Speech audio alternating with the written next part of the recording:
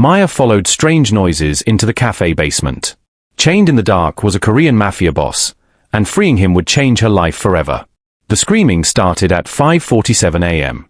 Maya's fingers tightened around the strap of her purse as the sound, raw, animal, ripped through the pre-dawn silence of the Los Angeles alley. Her father's badge burned against her hip where she carried it for 7 years, a cold metal reminder of the last time someone ignored a scream. She'd been 12 when they found him in an alley just like this one, 3 bullets in his chest because he'd run toward danger instead of away from it. The warehouse door hung open like a broken jaw. Inside, the air tasted of rust and diesel. Maya's breath came shallow as she descended concrete steps, each footfall a prayer she wouldn't repeat her father's mistake. But the badge, God, the badge, it felt heavier with every scream. At the bottom, a single bulb swung over a man chained to a support beam, his face a canvas of split skin and blackening bruises. 4 suited men stood by the far door, their voices low and clinical. Boss Choi wants it done by 6, one said, checking his watch. The chained man's eyes found hers, dark, burning, alive. His split lips moved. Run. Maya's hand closed around a piece of rebar leaning against the wall. Her father had run toward the screaming. It had killed him. But watching this man die would kill something else inside her, the part that still believed in heroes. She hurled the rebar across the basement. It clanged against a metal shelf, and all 4 heads snapped toward the sound. She lunged for the chains. The man's wrists were raw beneath the iron cuffs, his voice a razor against her ear. You just signed your death warrant.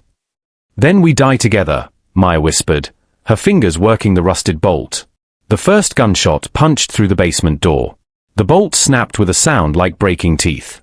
Sang-hoon's chains clattered to the concrete as another bullet punched through the door, splinters exploding into Maya's hair. His hand clamped around her wrist, grip like iron despite the blood streaking his forearms. Listen to me carefully, he said, his accent sharp as broken glass. The moment you touched those chains, your life ended. Run. Now. Maya's throat tightened with the memory of her mother's voice 7 years ago. Your father chose a stranger over us. I don't leave people to die, she said, jamming the rebar into the chain's second bolt. The metal shrieked. Stupid girl. Sang-hoon's laugh was bitter. You think you're saving me? You just made yourself a witness. The door exploded inward. 3 suits, 3 guns, all aimed center mass. Maya's hand shot up and slammed the fire alarm on the wall. The warehouse erupted in shrieking noise and chemical fog as the sprinkler system vomited white suppression foam across the basement. Sang-hoon grabbed her hand and pulled her toward a shadow in the corner, a coal chute barely wide enough for a body. You first, he hissed. Maya squeezed into the chute, metal scraping her ribs, and dropped 8 feet into an alley rank with rotting trash. Sang-hoon landed beside her just as sirens wailed in the distance. He pressed a car key into her palm, its edges slick with his blood. Black Audi. 2 blocks east. His eyes held hers. Drive, or we both die here. Maya ran. The Audi's engine roared to life under her shaking hands, and as she peeled away from the curb, her phone buzzed with a text from her manager.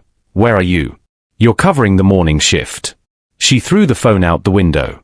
In the rearview mirror, Sang-hoon slumped against the passenger seat, his face gray as ash. Blood pooled in his lap. Stay awake, Maya said, her voice cracking. You don't get to die after making me throw away my life. His eyes cracked open. Your life was already gone. You just didn't know it yet. Blue and red lights flooded the mirror. Police, closing fast. Maya's hands shook as she pressed gauze against the gash-splitting Sang-hoon's ribs. Her apartment, 412 square feet of peeling paint and water stains, had never felt smaller. Blood soaked through her last clean towel, the same one her mother had sent for her birthday with a note. Come home before you waste your whole life out there. The TV flickered behind her. Breaking news. Police identify suspect in brutal warehouse torture. Maya's own face stared back at her from the screen. DNA evidence recovered at the scene links 26-year-old Maya Thompson to the kidnapping and torture of an unidentified male victim. Authorities are urging. Her phone exploded with calls. She grabbed it on the 4th ring. Her manager's voice was ice. You're fired. We don't employ disgusting criminals. The line went dead. Maya's knuckles whitened around the phone. Her father's colleagues had used the same word when they'd refused to attend his funeral. Disgusting, because he died protecting someone who wasn't family. Sang-hoon's eyes opened, black and bottomless. They framed you perfectly. Boss Choi owns half the lapped. Who are you? Maya's voice cracked. Lee Sang-hoon, head of the Kim family. He coughed, blood flecking his lips. You saved the most wanted man in Los Angeles. Congratulations. You're now number 2. A red dot appeared on the kitchen wall, drifting slowly toward Maya's chest. The red dot vanished as glass exploded inward. Sang-hoon tackled Maya to the floor, his weight crushing the air from her lungs. 3 black SUVs screeched to a halt outside, men in tactical gear pouring out like hornets from a burning hive. One kicked through her door, no knock, no warning, and hauled them both up by their arms. Boss. We move now. Maya's feet barely touched ground as they dragged her into the lead vehicle. The convoy tore through downtown LA at 90 miles per hour, running red lights while police scanners crackled with her name, her face, her crimes she'd never committed. The safe house had marble floors and floor-to-ceiling windows overlooking a city that wanted her dead. Maya's reflection stared back from the glass, a ghost in someone else's nightmare. A man in a pressed suit placed her phone on the table between them, screen down like a loaded gun. You can't use this. Ever, he said. No calls. No texts. No contact with your previous life. Her mother's last voicemail was still saved. Baby, please just come home for Christmas. I miss you. Sang-hoon emerged from a side room, fresh bandages stark against his skin. I'm offering you $10 million. A new identity.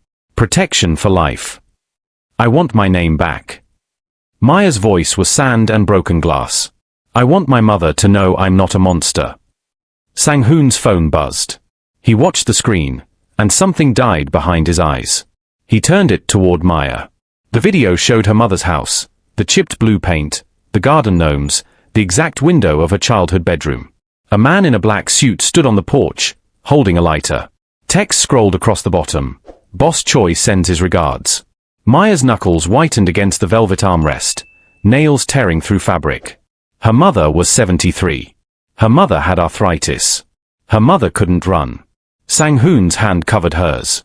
I will burn this entire city to ash before I let him touch her. The phone rang. Unknown number. Sang-hoon answered on speaker. Hello, Maya. Boss Choi's voice was warm, almost fatherly. Let's discuss the terms of your surrender. Sang-hoon's men moved Maya's mother to a secure location within the hour. The safe house dining room felt like a mausoleum, crystal chandeliers casting shadows over untouched plates of food. Maya's hands trembled as she lifted her fork. Across the table, Sang-hoon watched her with eyes that had seen too many people break. You want to know why Choi had me chained in that basement? His voice was quiet, surgical. My brother put me there. Sang-minute. He chose Choi's money over our blood. Maya's fork clattered against porcelain. Her own brother had abandoned their mother after their father's funeral, said the old man had been a fool who died for nothing. She'd carried that wound for 7 years, the knowledge that family could betray you worse than any stranger. Loneliness looks different on everyone, she said, but it weighs the same. Sang-hoon's jaw tightened. He reached across the table, his scarred fingers brushing hers. You saved my life. No one has done that in 20 years. Maybe we were supposed to save each other. He stood, moved around the table, pulled her up until their faces were inches apart. His breath was warm against her lips. This world will destroy us both. Then let's burn together. The kiss tasted like copper and defiance, like two people choosing light in a room full of shadows. Maya's hands found his face, his pulse thundering beneath her fingertips. 4-5 perfect seconds. The world outside ceased to exist. The gates exploded. The shockwave threw them both across the room. Glass shredded the air in 1,000 glittering teeth. Sang-hoon twisted mid-fall, his body a shield as they hit the floor. Fresh blood bloomed across his chest, shrapnel buried deep in muscle that hadn't finished healing. No more running, he gasped, his weight crushing her. We end this tonight. Or we die trying. Outside, automatic gunfire cut through the smoke. Men were screaming. Someone was crying. The front door burst open. De Jung burst through the smoke, 3 men at his back, all armed. Blood soaked through Sang-hoon's shirt as he coughed. Wet, rattling, wrong. Crimson droplets hit Maya's hands. His internal injuries were hemorrhaging. The shrapnel had punctured something vital. Get me a first aid kit. Now. Maya's voice cut through the chaos like her father's had the night he tried to save that convenience store clerk. She'd watched him die because no one would help.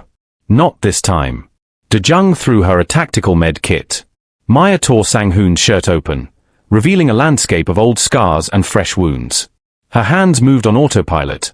Pressure, gauze, the curved needle she'd used once in a CPR class she'd barely passed.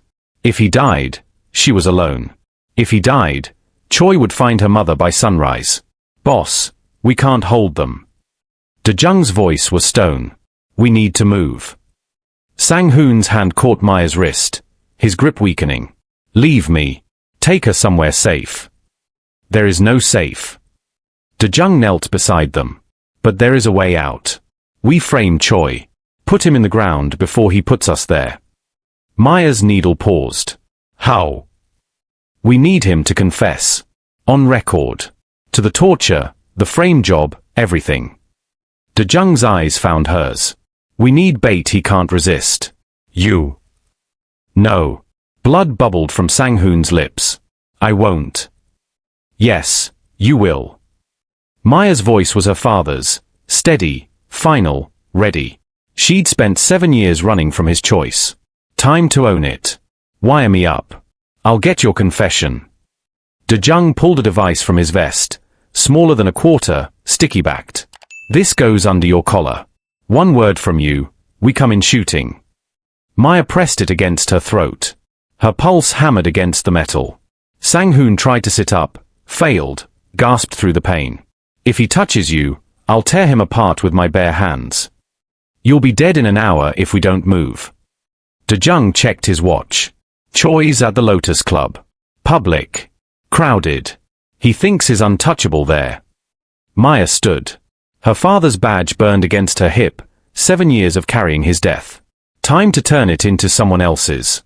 Outside, a car engine roared to life. Then another. Then 6 more. They were surrounded. The Santa Monica Pier stank of salt and fried dough. Maya walked through the crowd, her sundress hiding the wire taped beneath her collarbone. Boss Choi sat at a table overlooking the water, flanked by men whose suits barely concealed their weapons. He smiled as she approached, the smile of a man who'd already won. Maya Thompson. The hero waitress. Choi gestured to the empty chair. Sit. Let's discuss your very short future. Maya's throat constricted. Her father had sat across from his killer just like this, believing words could stop bullets. I want immunity. I give you Sang-hoon, you clear my name. Choi's laugh was warm, paternal, poisonous. Your name? Sweetheart, I created your criminal record. The warehouse torture, the kidnapping, I planted your DNA on the chains myself while you were playing hero. He leaned forward. I own 6 judges and half the lapped. You were dead the moment you walked into that basement. Maya's pulse hammered against the wire. Why frame me? Why not just kill us both? Because Sang-hoon needed to watch someone innocent burn for saving him. Break his spirit before I break his body. Choi sipped his whiskey. I'm told you have a mother. Lovely woman. Terrible arthritis. The wire transmitted every word. But around them, 4 uniformed police officers stood with their backs turned, radio silent. They wore Choi's money better than their badges. A figure emerged from the crowd, skeletal, limping, blood-soaked.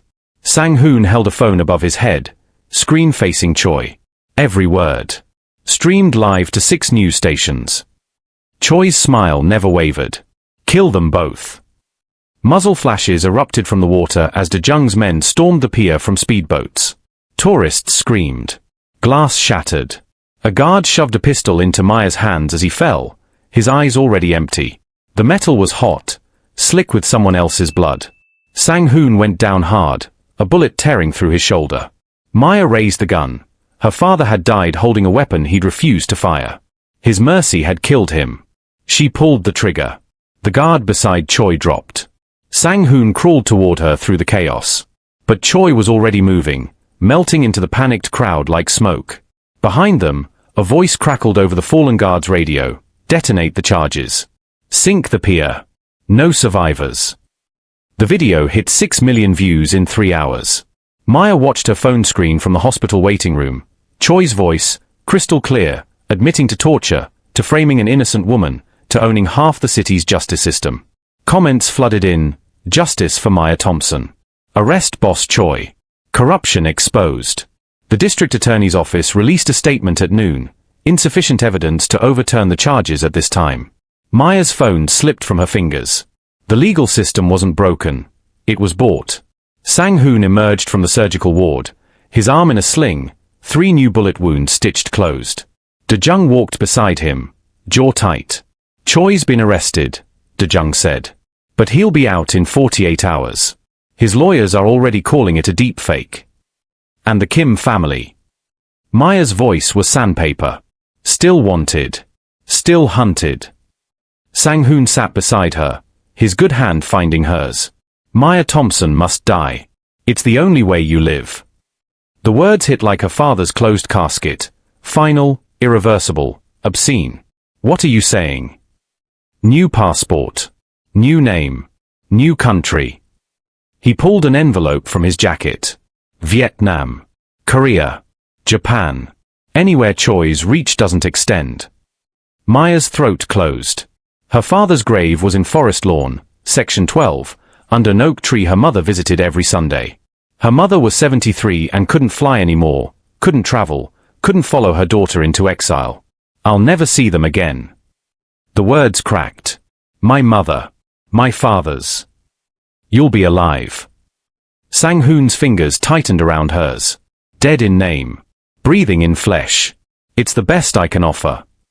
Maya thought of her father's funeral, how she'd stood alone because his brother called him a fool, because her own brother said he died for nothing. Now she understood. He died because some choices only have one answer, even when that answer destroys you. When do we leave? Tonight. Before Choi makes bail. A nurse approached, clipboard in hand, eyes too careful. Ms. Thompson? There are 2 federal marshals here. They'd like to speak with you about witness protection. Behind her, the marshals' faces were stone. One touched his hip, right where a holster would sit. De-jung's hand moved toward his jacket. Boss. Those aren't marshals. De-jung put both fake marshals through the hospital floor before they could draw. Real federal agents arrived 20 minutes later with actual warrants. For Boss Choi, not Maya. The video had done what bullets couldn't. It had made his corruption too public to ignore. By midnight, Choi was in federal custody. By dawn, the charges included racketeering, murder for hire, and corruption of public officials. Life without parole. Maya should have felt victorious. Instead, she felt hollow. The private ship cut through black water 12 miles off the California coast. Maya stood at the rail, the Pacific wind tearing at her hair. Behind her, Los Angeles burned like a distant funeral pyre, lights she would never walk beneath again. Sang-hoon appeared beside her, his arm still bandaged, his face gaunt from blood loss and war. It's over, he said. Choi will die in prison. Your mother is safe. De-jung will make sure she never wants for anything. Maya pulled her old ID from her pocket. Maya Thompson, birth date, address, the photo of a woman who'd believed in justice. She held her father's badge beside it, the metal cold as a gravestone. 7 years she'd carried his death. Now she understood what he'd been carrying the night he died, the weight of a choice between survival and honor. She dropped them both into the dark water. They disappeared without a sound, swallowed by the same ocean that would carry her away from everything she'd ever known. Who am I now? Her voice cracked. Someone who survived. Sang-hoon's hand found hers, fingers lacing like a scar that had finally healed. Someone who chose to save a stranger and lost everything for it. Just like your father. Maya's throat tightened. Her father had died in an alley for a convenience store clerk he'd never met. The department called him reckless. Her brother called him a fool. But standing here, watching her name sink into the Pacific, Maya finally understood, he hadn't died for nothing.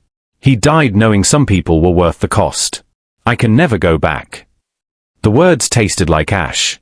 My mother's grave will be next to my father's someday, and I won't be there to see it. No. Sang-hoon turned her to face him, his eyes holding oceans of their own pain. But she'll live.